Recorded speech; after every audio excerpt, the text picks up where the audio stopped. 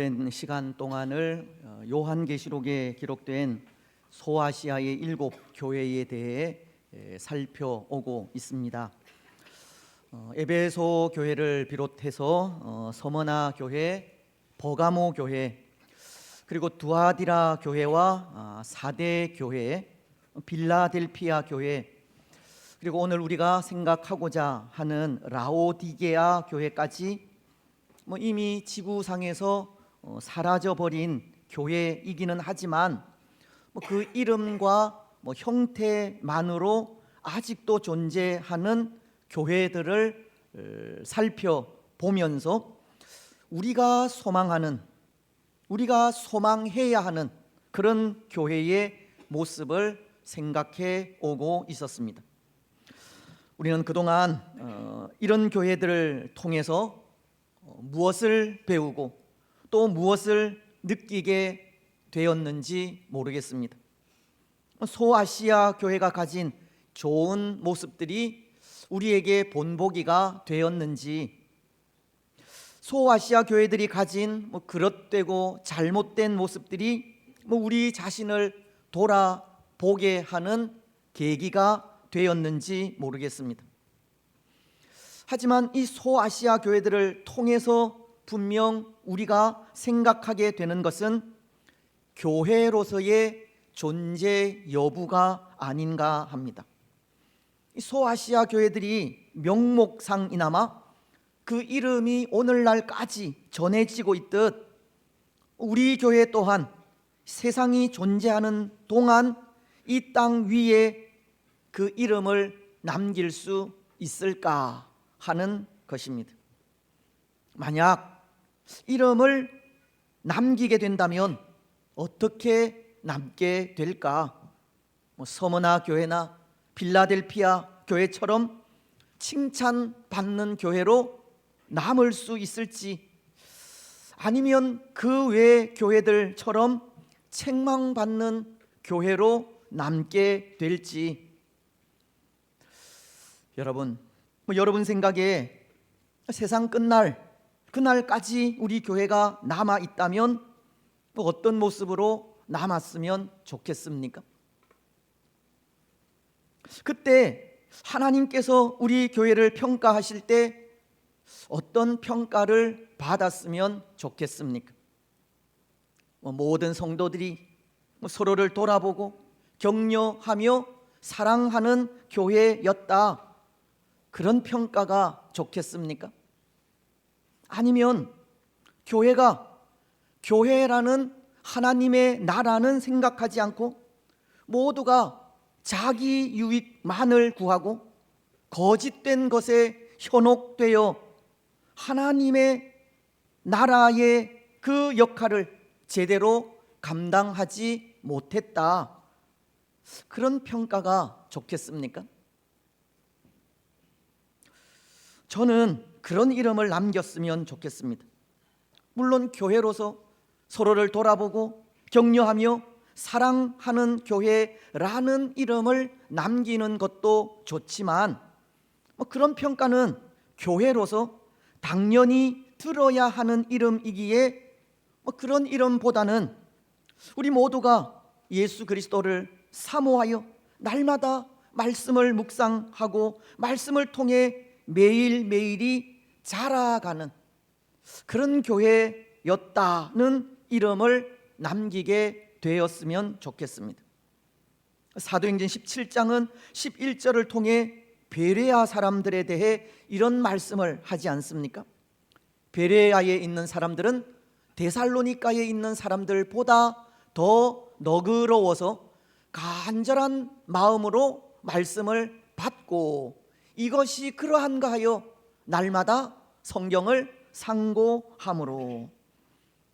베레아 사람들은 데살로니가 사람들보다 더 너그러웠다라고 하는데요, 바울은 데살로니가에서 복음을 전하다 사람들의 핍박과 방해로 쫓겨났기 때문이고, 그래서 여기 베레아 사람들에 대해 너그러웠다라는 표현은 그들의 성품이 고결하였다라는 뜻으로 말씀을 받을 때 그 성품 그대로 신사적으로 말씀을 받았다는 것을 전하고 있는 것입니다.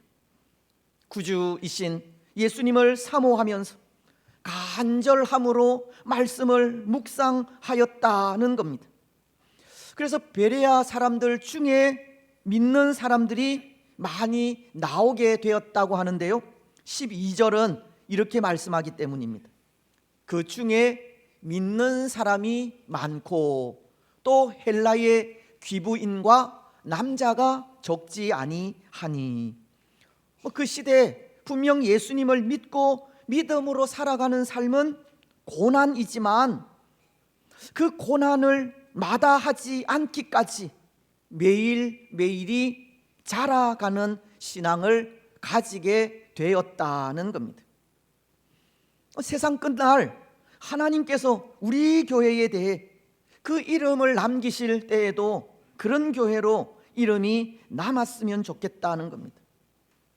예수님을 사모하여 신사적으로 말씀을 받고 그 말씀을 늘 묵상하면서 매일매일이 예수님을 닮아간 교회라는 이름을 남겼으면 좋겠다는 겁니다.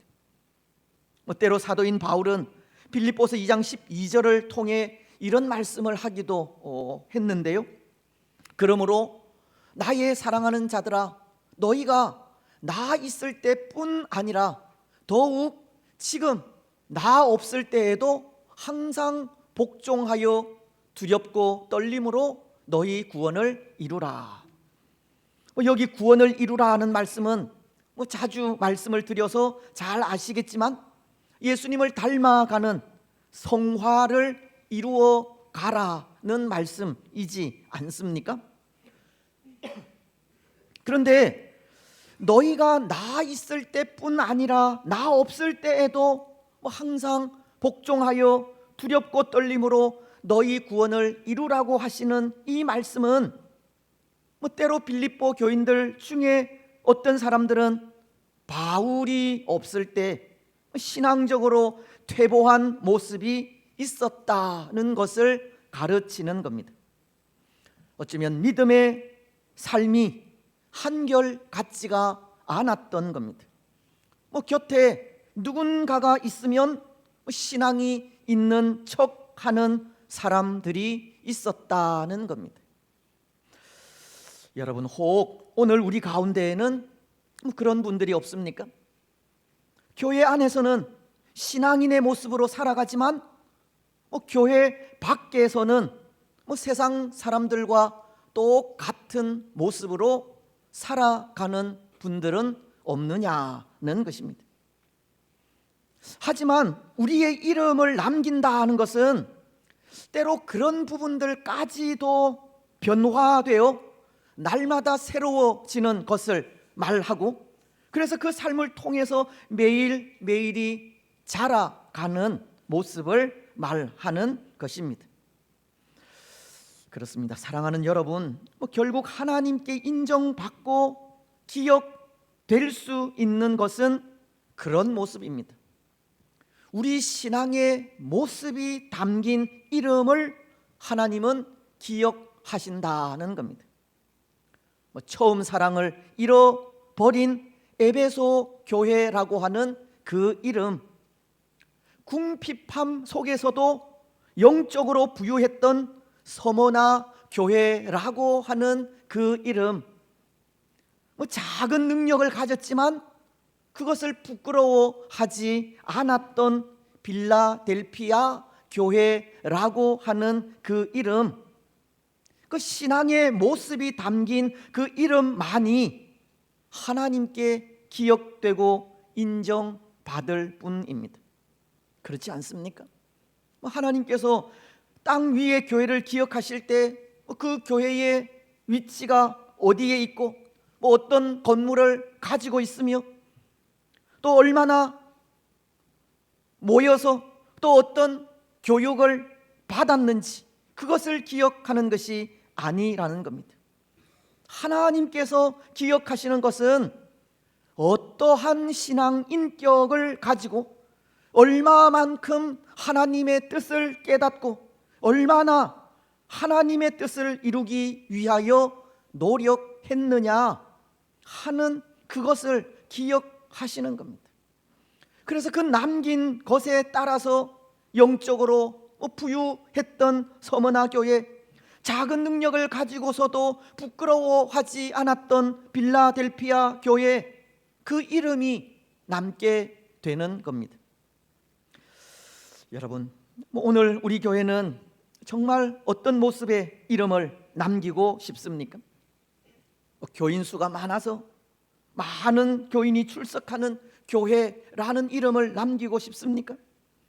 건물이 아름다운 예배당을 가진 교회라는 이름을 남기고 싶습니까? 그것도 아니면 이 지역에서 가장 신앙 환경이 좋은 교회라는 이름을 남기고 싶습니까? 반복해서 말씀을 드리지만 하나님 앞에 그런 이름은 아무 소용이 없습니다. 그것은 이 세상이 유한하듯 유한한 것일 뿐입니다. 이 세상이 없어지듯 없어져 버리는 이름일 뿐이라는 겁니다. 오늘 우리는 영원토록 없어지지 않는 이름을 남겨야 합니다. 하나님께서 인정하시고 기억하시는 이름을 남겨야 합니다. 우리 신앙의 인격이 날마다 자라고 새로워지며 변화되어서 매일매일이 예수 그리스도를 닮아가는 교회가 되어야 한다는 것입니다. 오늘 우리는 그런 교회를 만들어 가시기 바랍니다. 하나님께서 기억하시는 우리만의 이름을 가지시기 바랍니다. 여러분, 오늘 우리가 생각하고자 하는 이 라오디게아 교회도 그들만의 독특한 이름을 가진 교회인 것 같은데요, 15절은 이렇게 말씀하고 있기 때문입니다. 내가 내 행위를 아노니 네가 차지도 아니하고 뜨겁지도 아니하도다. 네가 차든지 뜨겁든지 하기를 원하노라. 라오디게아 교회는 차지도 뜨겁지도 않은 미지근한 교회로 이름을 남기게 되는데요, 오늘 우리는 차지도 뜨겁지도 않은 미지근한 라오디게아 교회를 생각하면서 우리가 남겨야 하는 참된 교회의 또 다른 이름을 생각해 보았으면 합니다. 먼저 라오디게아 교회를 찾아오신 하나님의 모습을 통해 우리가 남길 이름에 대해 생각을 하려고 하는데요, 14절은 이렇게 말씀하고 있습니다. 라오디게아 교회의 사자에게 편지하라. 아멘이시요, 충성되고 참된 증인이시요, 하나님의 창조의 근본이신 이가 이르시되. 말씀은 이 라오디게아 교회를 찾아오신 하나님의 모습에 대해 먼저 아멘이라는 이름을 가지고 찾아오셨다고 합니다. 라오디게아 교회의 사자에게 편지하라. 아멘이시요. 여러분, 하나님은 아멘이라는 이름으로 라오디게아 교회를 찾아오셨습니다. 그런데 우리는 말씀을 들을 때나 기도할 때 은혜가 되거나 또는 기도가 마치면 아멘으로 화답을 합니다. 그렇지 않습니까? 그런데 그렇게 아멘으로 화답하게 될 때 오늘 우리는 어떤 마음으로 아멘으로 화답하십니까? 아멘이라는 것은 어떠한 장단이 아니지 않습니까? 노래를 부를 때 흥이 나서 어깨를 들썩이고 장단을 맞추듯 외치는 것이 아멘이 아니라는 겁니다. 또 이 아멘을 요구하면 억지로라도 화답해야 하는 그런 단어도 아닙니다. 아멘은 우리 신앙의 표현이기 때문입니다. 아멘은 하나님의 말씀이 진실로 그러합니다. 하나님의 말씀이 진실로 우리 가운데 이루어지기를 소원합니다. 우리가 드리는 기도가 진실로 우리 가운데 응답되기를 원합니다. 그런 신앙의 표현이 아멘이라는 겁니다. 하나님의 말씀이 진실로 이루어지고 우리의 기도가 하나님 앞에 상달되기를 원하면서 그렇게 되기를 소원하여 드리는 고백이 아멘이라는 말입니다. 그래서 아멘이라는 말의 뜻이 진실로라는 뜻을 가지고 있지 않습니까? 그런데 오늘 하나님은 그렇게 아멘이라는 이름으로 이 라오디게아 교회를 찾아오신 겁니다. 하나님은 진실이라는 이름으로 라오디게아 교회를 찾아오신 것을 말씀하고 있는 겁니다. 여러분, 하나님께서 진실이라는 이름으로 이 라오디게아 교회를 찾아오셨다면 우리는 이 교회가 가진 문제점이 무엇인지 발견할 수도 있을 것 같습니다. 무엇이겠습니까? 이 교회가 안고 있는 문제, 어떤 문제이겠습니까?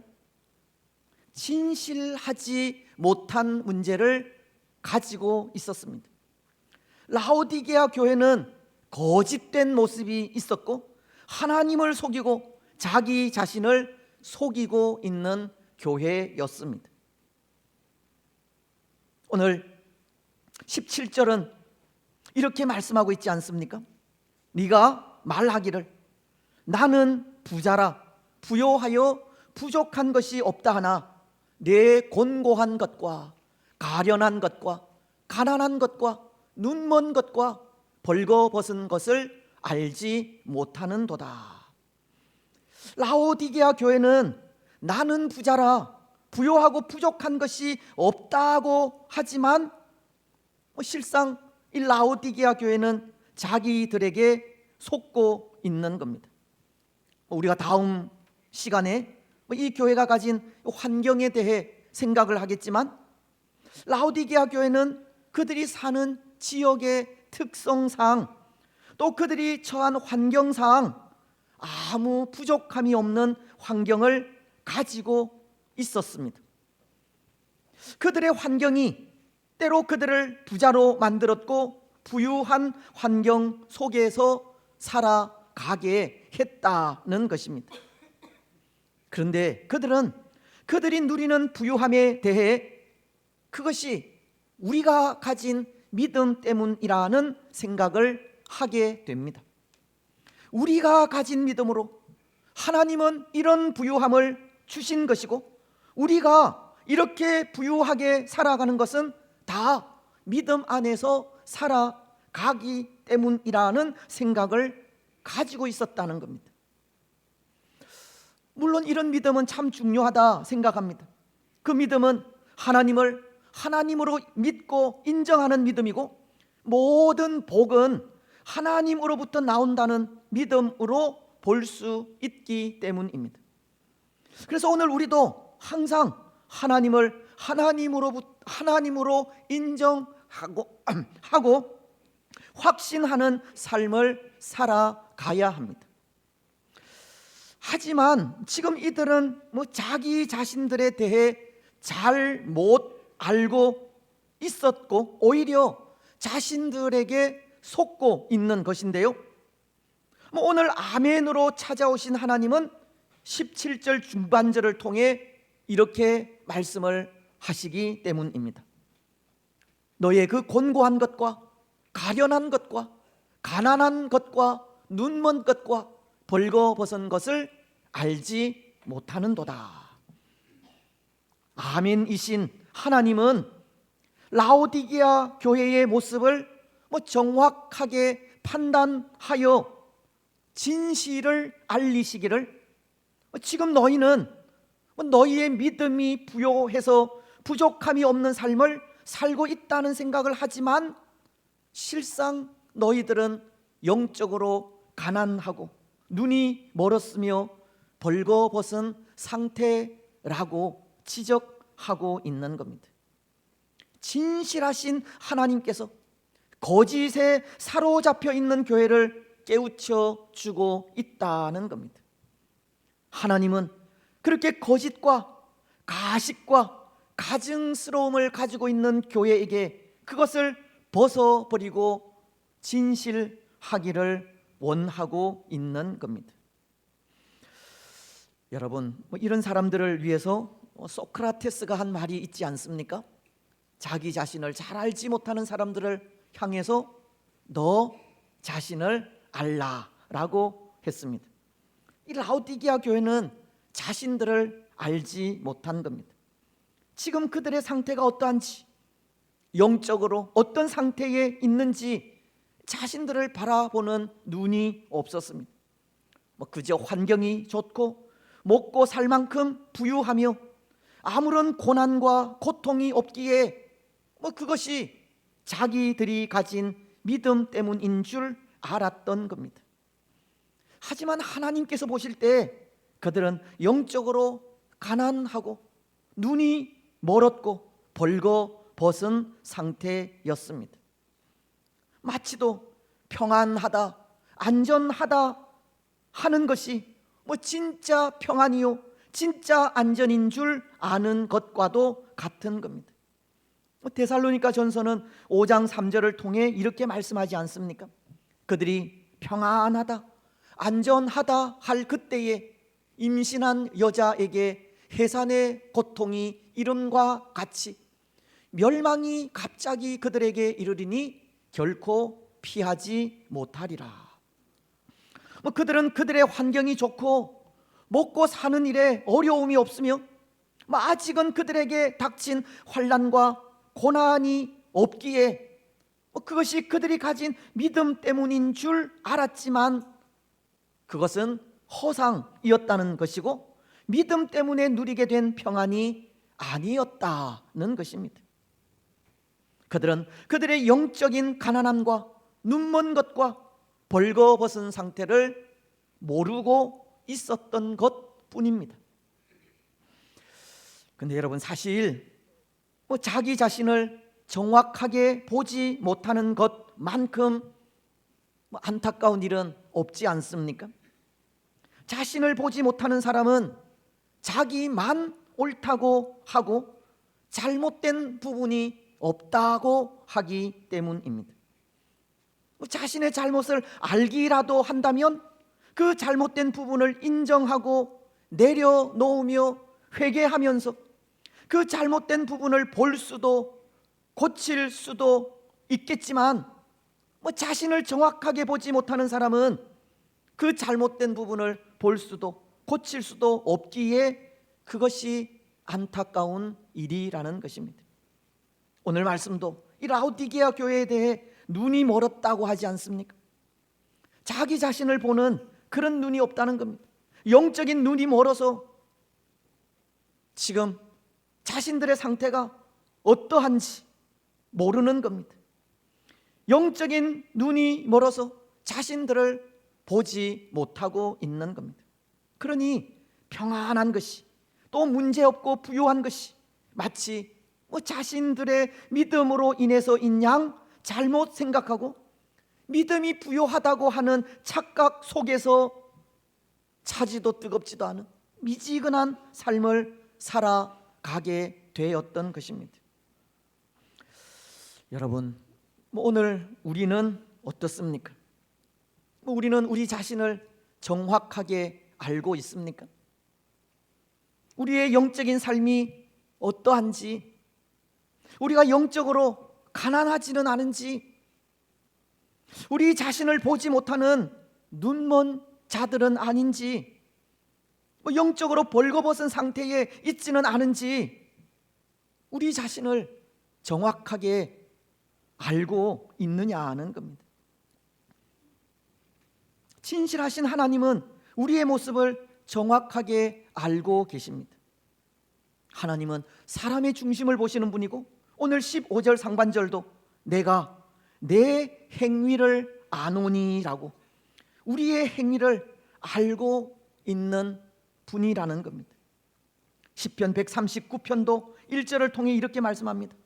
여호와여, 주께서 나를 살펴보셨으므로 나를 아시나이다. 하나님은 일거수일투족 우리의 모든 삶을 면밀하게 살펴보고 있고 우리에 대해서 모르는 것이 없을 정도로 완벽하게 알고 있는 겁니다. 그래서 마태복음이 10장 29절로 30절을 통해 말씀하시는 것이 있습니다.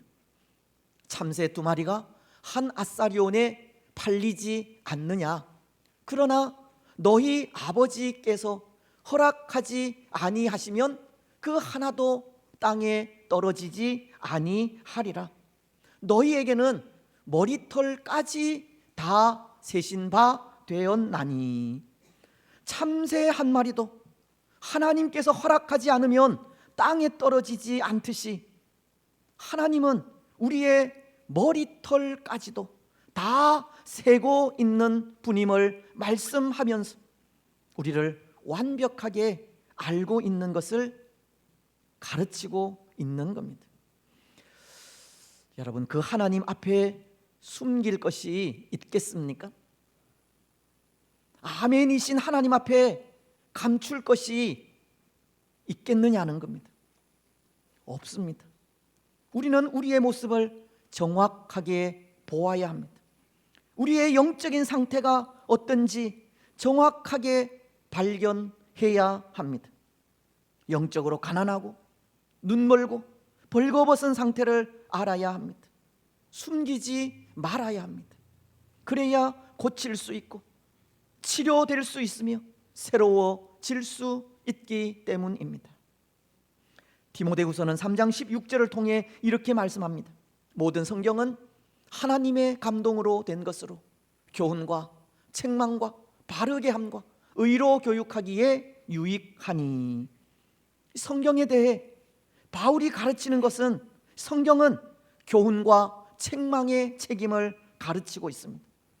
또 성경은 오늘 우리를 바른 길로 인도하는 책이고 의로워지도록 교육하는 책임도 가르치고 있는데요, 때로 우리가 살아가는 믿음의 삶 속에 예수님을 떠나 잘못된 길로 나아간다든지 진리의 말씀이 아니라 거짓된 유혹을 따른다든지 의로운 행위가 아니라 불의한 행위를 행하게 될 때 책망하고 때려서라도 진리의 길, 의로운 길로 인도하는 책이 성경이라는 것을 가르치고 있는 겁니다. 오늘 우리가 우리 자신을 속이고 하나님 앞에 무언가를 감추고 있는 것, 우리의 영적인 가난함과 눈먼 것과 벌거벗은 모습, 하나님은 책망하고 때려서라도 치료하고 고치신다는 겁니다. 그래서 오늘 말씀도 19절을 통해서 무릇 내가 사랑하는 자를 책망하여 징계하노니 그러므로 네가 열심을 내라 회개하라고 말씀하고 있습니다. 잠언서도 20장 30절을 통해 이렇게 말씀합니다. 상하게 때리는 것이 악을 없이 하나니 매는 사람 속에 깊이 들어가느니라. 잠언서는 상하게 때리는 매가 사람 속 깊이 들어가 그 병든 영혼을 치료하고 고치며 새롭게 하는 것을 말씀하고 있듯 하나님의 말씀이 그렇게 상하게 때리는 매가 되어 우리의 잘못된 부분을 때리고 책망하며 바른 길로 가게 하는 것입니다. 사랑하는 여러분, 오늘 우리는 하나님의 말씀을 통해 우리의 잘못되고 연약한 모습을 정확하게 보았으면 좋겠습니다. 우리의 영적 모습이 어떤지 정확하게 아셨으면 좋겠습니다. 그리고 말씀이 우리의 잘못되고 연약한 부분을 고치기 위해 책망하고 매를 들 때 진실하게 우리의 연약함을 인정하고 그 매를 달게 받으시기 바랍니다. 그래서 하나님의 말씀이 우리를 교훈하고 책망하며 바르고 의로운 길로 인도하듯 말씀을 통해서 치료되는 은혜가 있기를 바랍니다. 말씀을 통해 영적으로 부요해지시고 영적인 눈이 밝아지시며 벌거 벗겨졌던 우리의 부끄러움이 회복되시기 바랍니다. 무엇보다도 우리 자신을 바로 보는 눈을 통해서 하나님 앞에 우리가 남길 이름이 진실이라는 이름이 되시기 바랍니다. 오늘은 여기까지 하고 말씀을 정리하겠습니다. 사랑하는 여러분, 진실하신 하나님과도 같이 하나님 앞에 진실한 우리들이 되시기를 바랍니다. 우리 자신의 모습을 바로 보지 못하여 우리 자신에게 속고 하나님까지 속이는 삶이 아니라 우리 자신을 바로 알고 우리 모습 그대로 하나님 앞에 서는 우리가 되시기 바랍니다. 찬송가 214장 후렴 가사는 이렇게 노래하지 않습니까? 내 모습 이대로 주 받아 주소서. 날 위해 돌아가신 주 날 받아 주소서. 우리의 모습 있는 그대로 하나님 앞에 서시고 우리의 모습 그대로를 받아주시는 하나님 앞에 우리의 거짓된 모습을 내어놓고 회개하면서 다시금 진실함을 회복하시기 바랍니다.